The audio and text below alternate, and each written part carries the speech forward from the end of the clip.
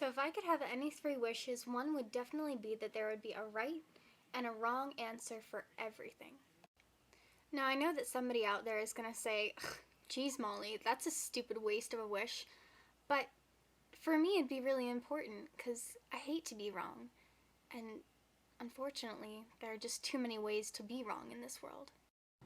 And unfortunately for me, there are just some things out there that really can't be classified as right or wrong.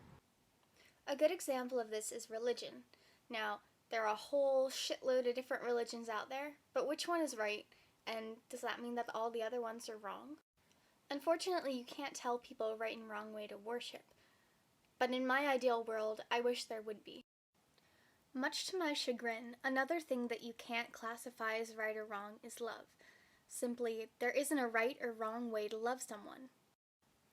I had a lot of time to theorize about this subject freshman year in high school after my first serious relationship ended. Now, like any teen relationship out there were three variables involved. Variable 1. Our feelings developed extremely fast and were way too intense for the situation. Variable 2. It got ridiculously serious ridiculously fast. Variable 3. 3 hours after meeting him, I had decided that we were soulmates and meant to be together.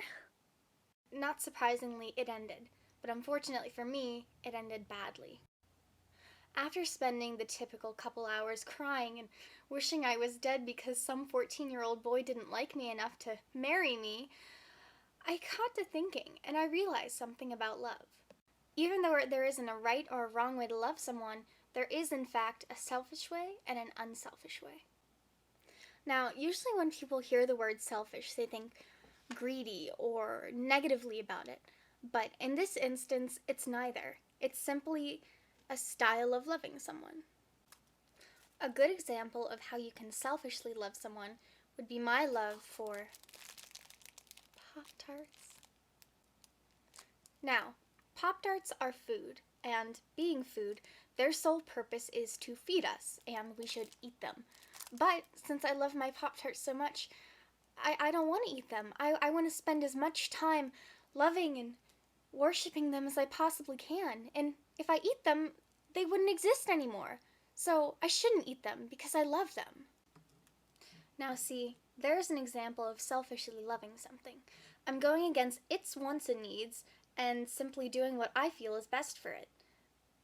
But what about Pop-Tarts' feelings? I mean, they're food and they're meant for us to eat them, and I'm sure that Pop-Tarts would want me to eat it, since that's really its sole purpose in the world. But should I go against what Pop-Tarts wants and be selfish and save it forever just because I love it? Since I love Pop-Tarts so much and am so devoted to it, I will give Pop-Tarts whatever it wants, even if that means taking it away from myself. So you see, this is where I start getting confused. I want to do the right thing, but I also don't want to hurt myself.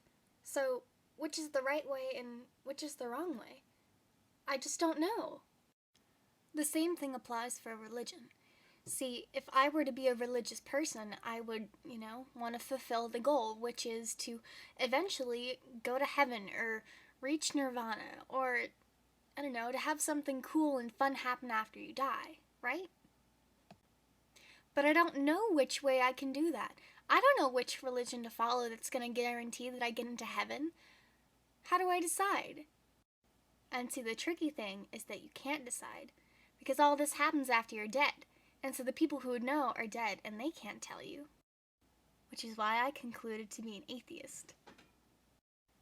But with all my skepticism and philosophical questions aside, this is why I would definitely wish that there would be a right and wrong answer for everything. Oh man, it's freaking delicious. Oh my god.